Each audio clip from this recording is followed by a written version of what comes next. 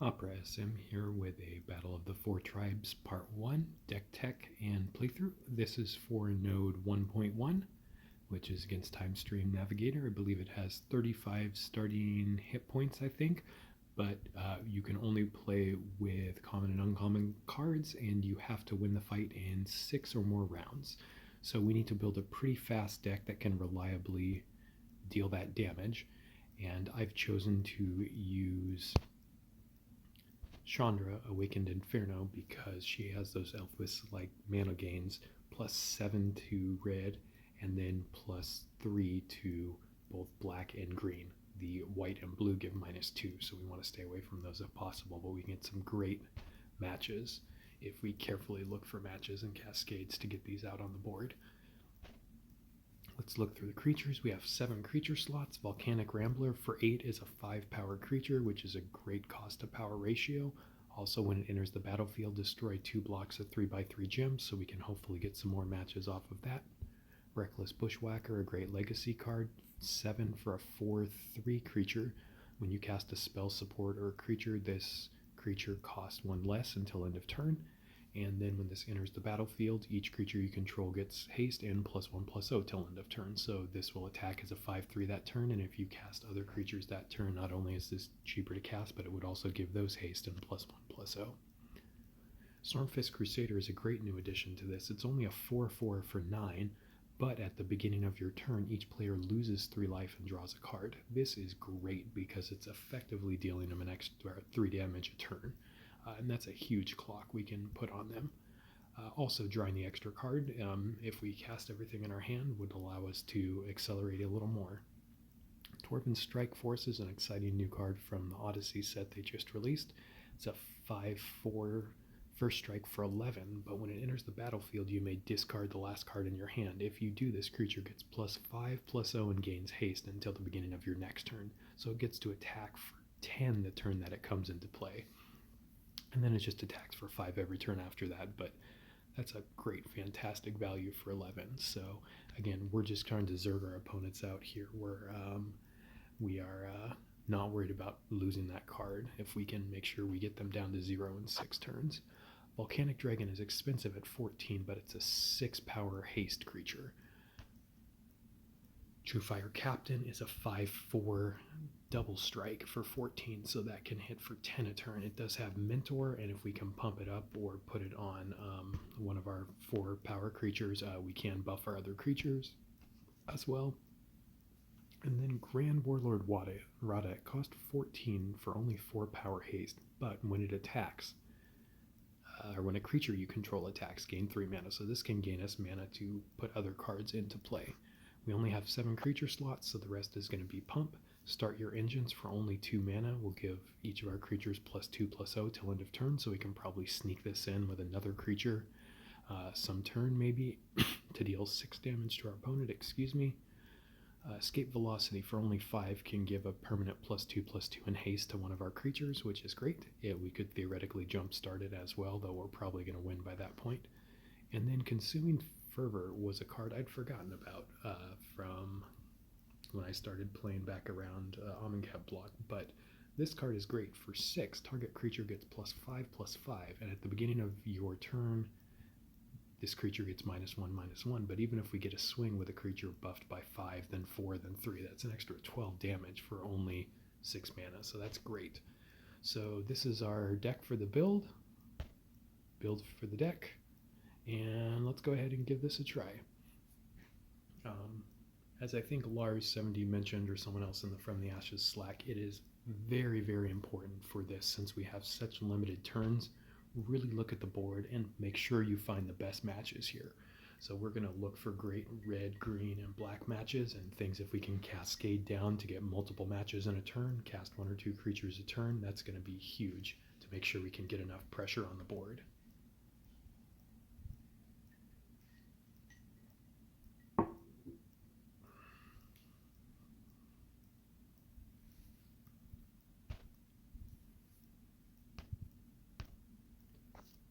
Alright, so looking at our starting hand, we do have a Goblin Bushwhacker, which is great. Doesn't look like we have any red matches, which is pretty unfortunate, but we do have some green matches that we can get on this board.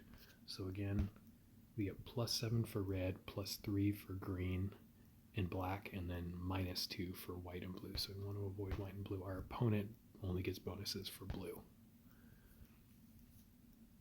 So let's study this board for quite a while before we make the match here.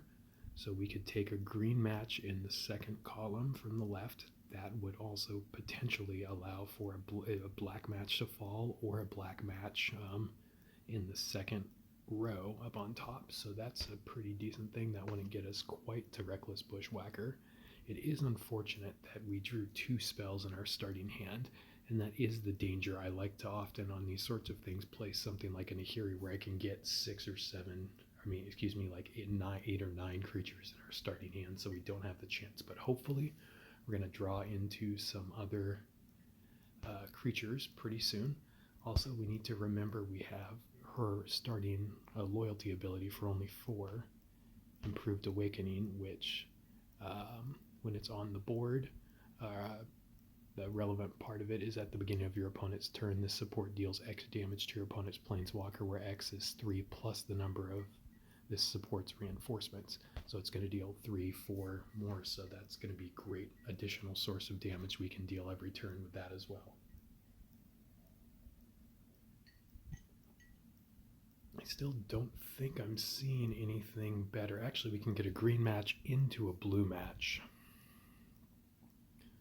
And that might actually be better, because that would get Reckless Bushwhacker on the board this turn. And that is huge, because that gets us 6 + 1 is 7, yes. So that's probably what we're going to do. And that's again why it's so important to look at these boards, because it's vital that we get this on the board. Attacking for 5 this turn, then 4, 3. That's going to be a huge part of our clock, especially if we are not able to cast another creature next turn to get that 9 damage. And if we hadn't found that match, we could be in pretty big trouble there.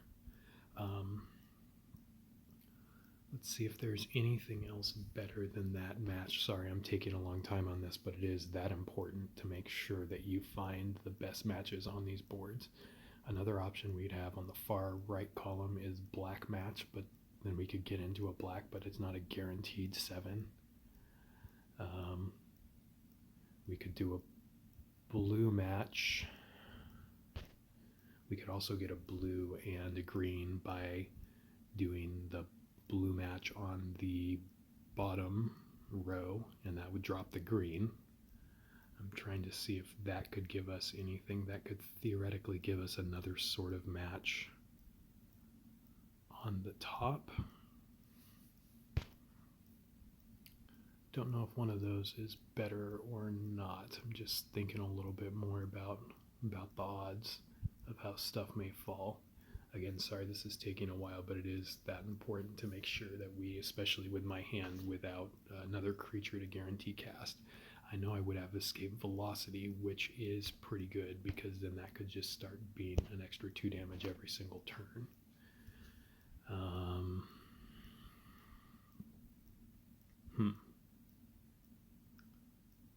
Yeah, I think the blue into green.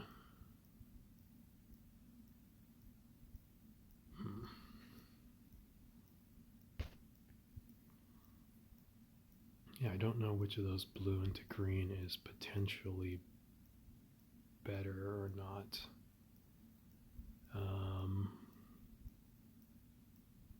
I think if we do the vertical green as opposed to the blue, and the vertical green that drops into the blue, as opposed to the horizontal blue that drops into the horizontal green, I think it's going to be better to do the vertical drop, because that leaves our green and black options open, I think, a little better for our opponent to not sabotage our green matches next turn if we don't find anything better.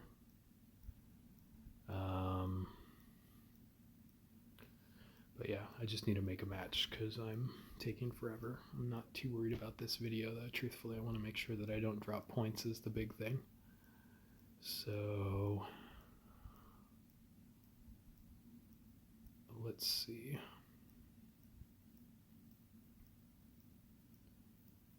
Green, then drops a blue there.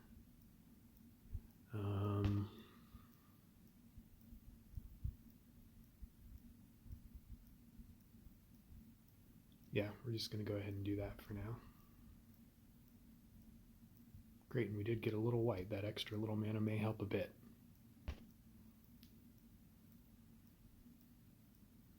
Ooh, they got a good match that we would have loved. But now let's see. We did draw into a creature, Rada, which I think we need to start trying to get Rada on the board because... And then next turn I'll at least be able to get this in Awakened Flame because we need to be able to cast stuff to have other creatures on the board. And maybe I missed something that I could see that our opponent would have cascaded into all that stuff that I didn't see. But let's see, we can do a green match into a potentially black matches, which is not the worst. Our other option is a black, some black possibilities of black matches over on the right, which I don't think are going to yield a lot. We could get a black potentially into a white.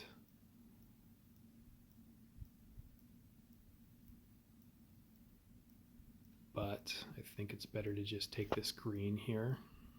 Great, and we did get a black match and a blue match. Yes, wonderful. We didn't quite get Rada onto the board, but that's huge.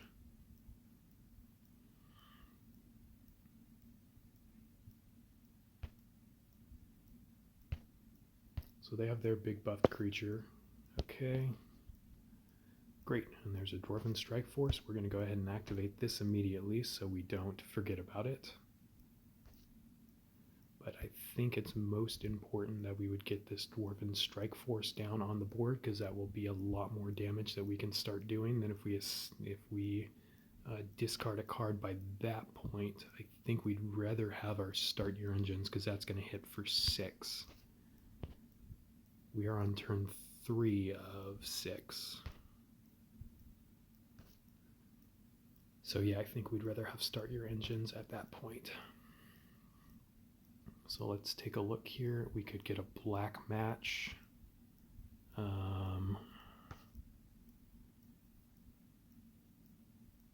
Which would leave 6 mana left on the Dwarven Strike Force.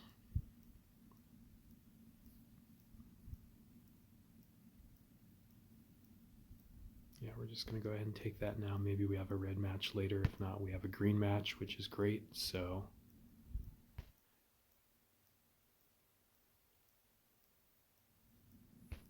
yeah, and that extra damage that we were doing off of this token is huge, and we should actually get it this turn.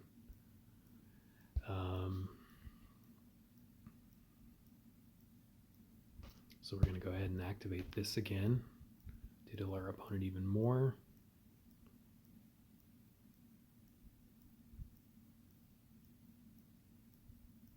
And then we can get a red match here,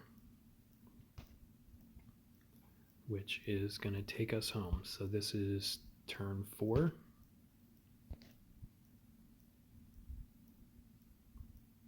We will choose to discard a card. Make one of our creatures bigger. Doesn't matter too much. And then we'll buff all our creatures, and then we're going to kill our opponent more than enough. That was a little scary, starting with only one creature in hand. And sorry I took forever making that first match. But yeah, just thinking out how you're going to find mana on these on this thing, since you only get 6 turns, is pretty important. But at least we walked away with that perfect here, and hope this was helpful. There's a lot of different sorts of variants you can do. If you don't have great red cards, there's a lot of great white cards you could use with Elspeth for a similar thing to this. It's a little lower to the ground. You have a lot of 4 power 6 drops that you could get on the board pretty quickly with that deck.